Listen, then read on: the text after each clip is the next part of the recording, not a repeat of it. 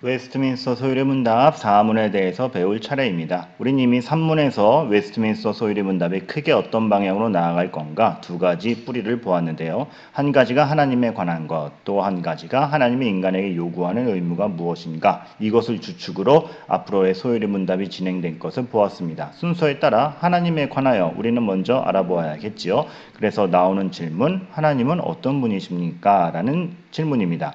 독특한 것은 what is God이라고 되어 있습니다. who is God이 아니라 what is God. 조금 생소한 표현이죠. 그런데 하나님은 우리가 who are you? 너 누구야? 아, 너 누구구나 라는 식으로 함부로 정체를 동등한 입장에 두고 파악할 수 없는 존재라는 점에서 이러한 표현을 썼습니다. 인간이 그 정체를 파악할 수 있는 대상이 아니며 우리를 넘어서는 존재라는 점에서 이러한 차별화된 표현이 써져 있음을 먼저 인지하시기를 바라겠고, 그에 대한 대답은 이것입니다. 크게 세 가지 포인트를 볼 수가 있는데요. 먼저 하나님은 영이시라는 점, 그리고 하나님은 무한하시고 영원하시고 불변하시다라는 점, 어떤 점에서 그 존재, 지혜, 권능, 거룩, 공의, 인자, 진실함이. 자, 여기서 우리가 조금 더 조직적인 용어를 사용해서 살펴보자면 하나님은 영이십니다. 그런데 그 영이신 하나님이 무한하시고 영원하시고 불변하십니다. 이것은 하나님만의 속성이에요. 우리는 영원하지 못하고 무한하지 못하고 불변하지 못합니다. 그래서 하나님의 이러한 속성은 우리와 공유되지 않는 하나님만의 구별점이다 하여서 비공유적 속성이라고 부릅니다. 그럼 밑에 있는 이것은 어떻습니까? 우리도 존재하죠. 우리도 권능이 있죠. 우리도 인자하고 진실을 가집니다. 다만 하나님과 우리는 이러한 점을 공통적으로 갖고 있지만 질적인 차이는 납니다. 그러나 어쨌든 일부 공유되는 속성이 있기 때문에 이 지점에 대해서는 우리가 하나님의 공유적 속성이라고 얘기를 합니다. 그러나 방금 말씀드렸다시피 질적인 차이가 있습니다. 우리도 존재하고 하나님도 존재한다 그래서 하나님과 우리가 동등한 입장에 있는 것이 아니죠. 앞에 비공유적 속성이 그래서 중요한 건데 이러한 점들을 수식한다고 보시면 되겠습니다. 존재하시는데 무한히 존재하시고 영원히 존재하시고 불변하며 존재하시기 때문에 우리랑 다른 겁니다. 공유되면서도 다른 속성인 것이죠. 지혜에 있어서도 무한히 지혜롭고 영원히 지혜롭고 불변하시면서 지혜롭습니다. 권능도 마찬가지입니다. 인간의 일시적 인간의 변하는 권능이 아니라 변하지 않고 무한한 권능입니다. 그래서 각각의 공유적 속성은 앞에 비공유적 속성의 수식을 받아 이렇게 읽혀지면 되겠고, 그러한 지점이 공유가 되면서도 하나님이 우리와 구별될 수밖에 없는 존재라는 점을 잘 살펴보고 있습니다. 어쨌든 하나님에 대해서 설명하는데 이렇게 세 가지 부분, 영이시고 그리고 이러한 비공유적 속성이 있으며 이러한 공유적 속성이 있습니다 라는 세 가지 부분으로 나뉘어지는 가운데 오늘은 특별히 하나님은 영이시라는 지점을 배우도록 하겠습니다. 그렇기 때문에 1번입니다. 왜? 다음에 비공유적 속성, 그 다음에 공유적 속성, 이렇게 세 차례에 걸쳐서 이 문답을 살펴볼 것이기 때문에 그렇습니다. 그렇다면 오늘은 하나님은 영이시다라는 이 첫 번째 파트에 대해서 먼저 살펴보도록 하겠는데요.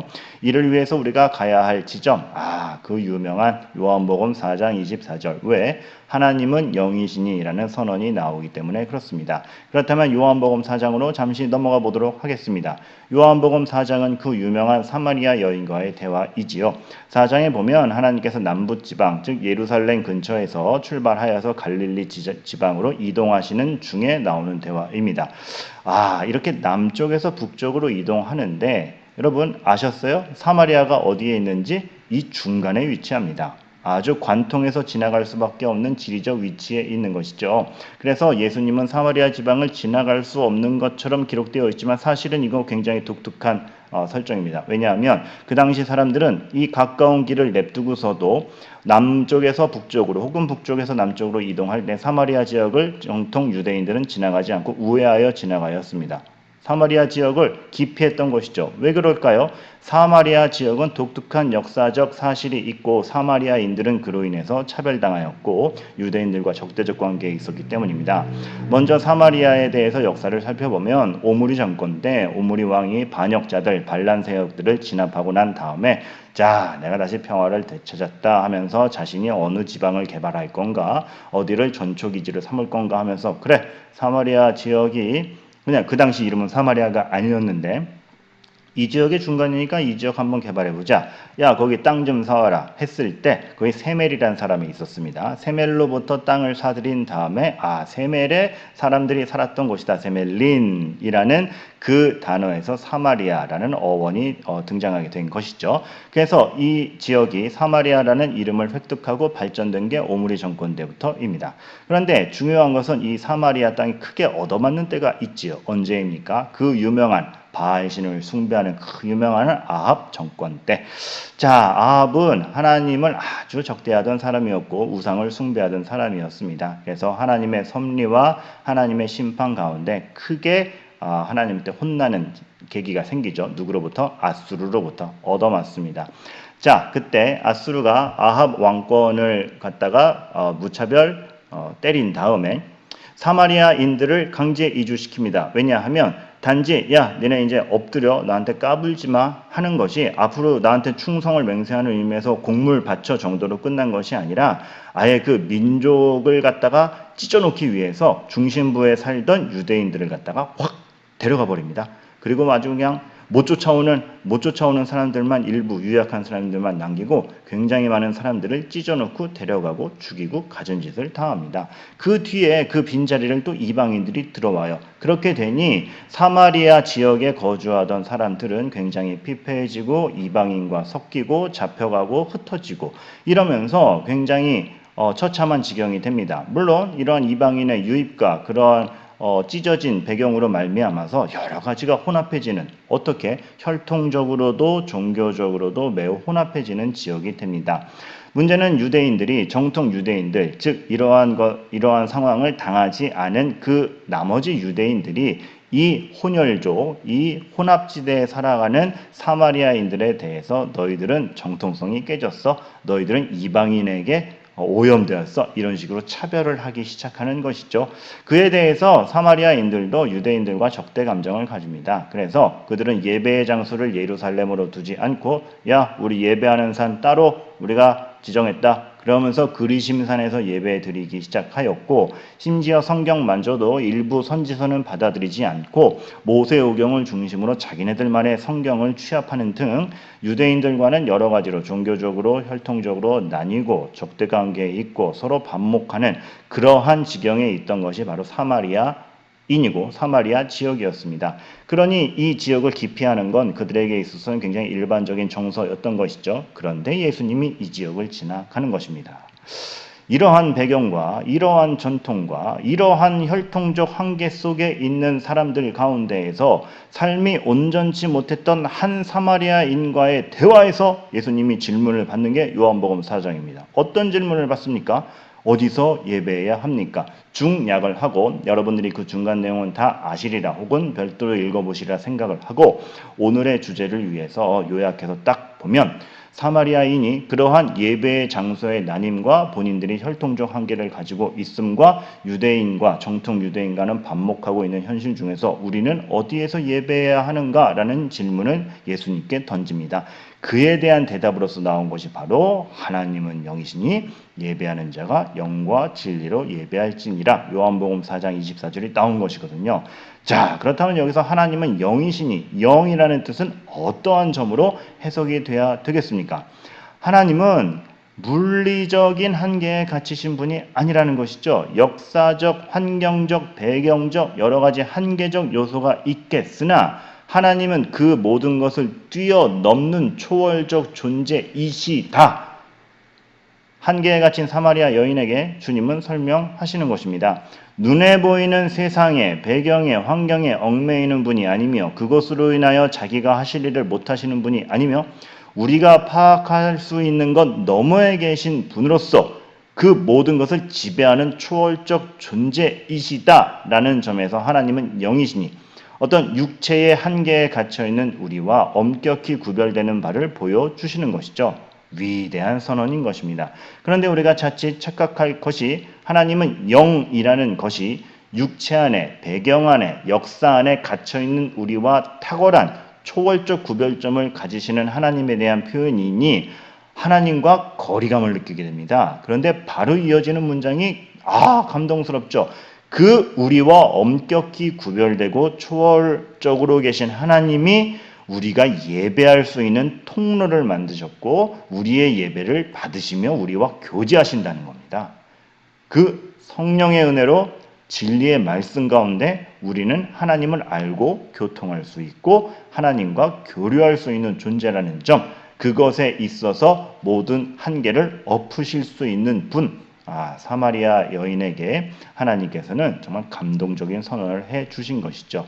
우리와 관계하시는 분인 겁니다. 그 초월적 존재가. 하나님이 누구시냐라고 했을 때 바로 이러한 초월적인 능력을 가지신 어미한 분이시면서 우리가 예배의 자리로 나올 수 있도록 우리를 챙기시는 사랑의 하나님인 것을 우리는 이 한 구절에서 다 볼 수 있는 것이죠. 그래서 하나님은 영이시다라고 했을 때 제가 교재 안에 이것을 썼습니다.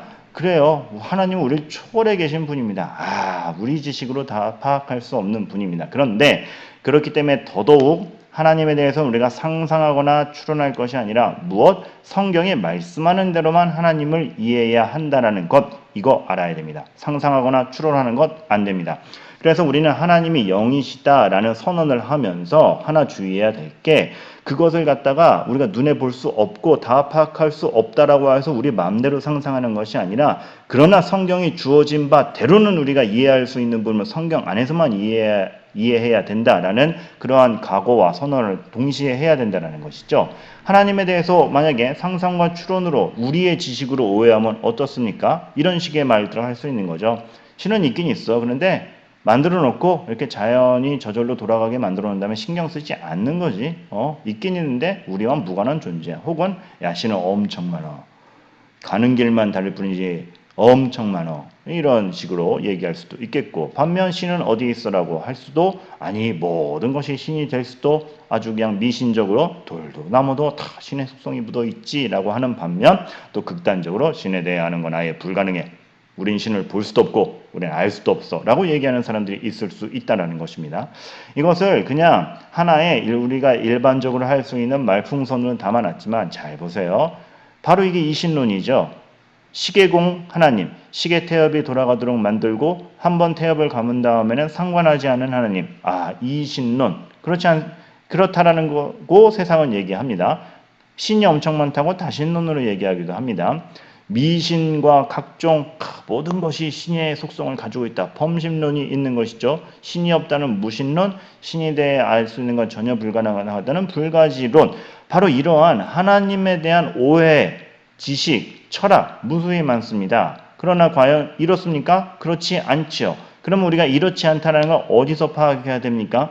눈에 보이지 않는 초월적 존재이신 영이신 하나님을 우리는 어떻게 알아서 이와 같은 실수를 하지 않습니까? 그래서 성경을 보는 것입니다. 자, 여러분, 성경이 말하는 하나님은 어떻습니까? 천지를 창조하신 하나님이다.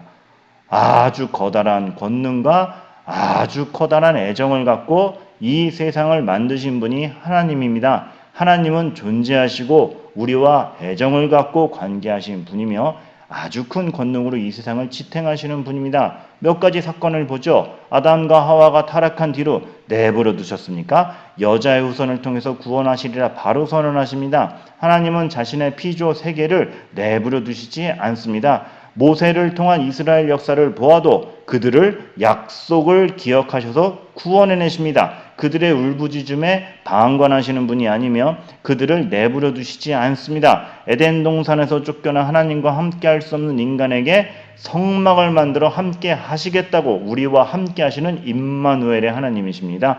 하나님은 말씀을 주셔서 나밖에 없다라는 선언과 복의 통로가 무엇인가와 하나님이 정말 우리를 얼마나 고귀하게 지으셨는지 그 삶의 방편이 무엇인지를 인격적으로 주시는 하나님이십니다.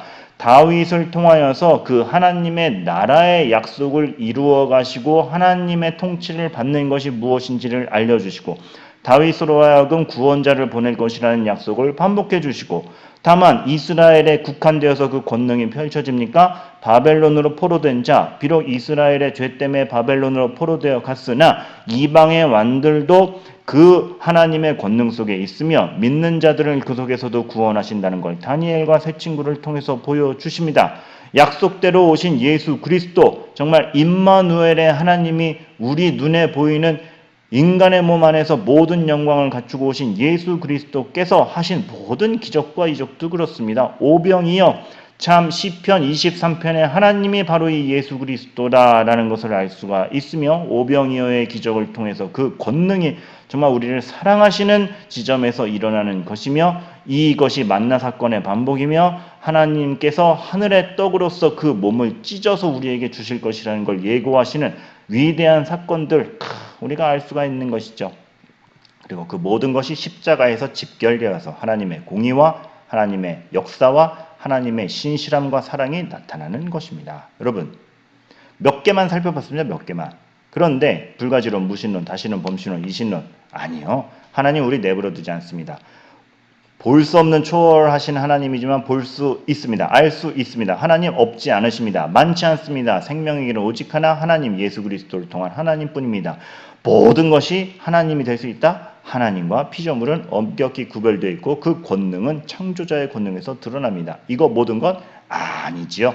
우리는 십자가의 예수 그리스도를 통하여 그 예수 그리스도가 오신다라는 예언과 오신 이후의 선언, 성경의 구약과 신약을 통해서만 하나님을 알아야 되고 그 하나님을 알 때 하나님은 성경 안에서 우리에게 필요한 부분들을 보여주셨고 그런데 알고 보니 그 하나님은 우리를 초월해 계신 우리와 범접할 수 없는 하나님이다라는 것 알게 되는 것입니다. 그 모든 영광과 그 모든 하나님의 사랑과 구별점 그러나 우리에 대한 역사 함축하고 있는 것 하나님은 영이시다라는 표현이 되는 것이죠. 그래서 내일의 분방 공문은 바로 이 문답 자체를 살펴보는 게 1번 문제가 되겠고 하나님은 영이시니 라는 그 영이라는 뜻이 뭘까? 육체가 없고 눈에 보이지 않는데 과연 그것이 의미하는 바가 무엇이냐라고 하는 것을 따져보는 것이 문제 2번이 되겠고 여러 가지 하나님에 대한 잘못된 오해에 대해서 성경의 역사를 바라보며 이것이 아니다라는 것을 말하는 것이 바로 문제 3번이 되겠습니다. 이러한 것들을 통하여서 우리가 얼마나 하나님에 대해 면밀히 배우고 면밀히 알아갈 때 단지 냉정한 지식이 아니라 따뜻한 하나님, 권능의 하나님, 지금 나와 엄밀히 상관 있는 하나님을 보게 되는 것인지 여러분들이 아시기를 또 알려주시기를 바라겠습니다. 이상입니다. 감사합니다.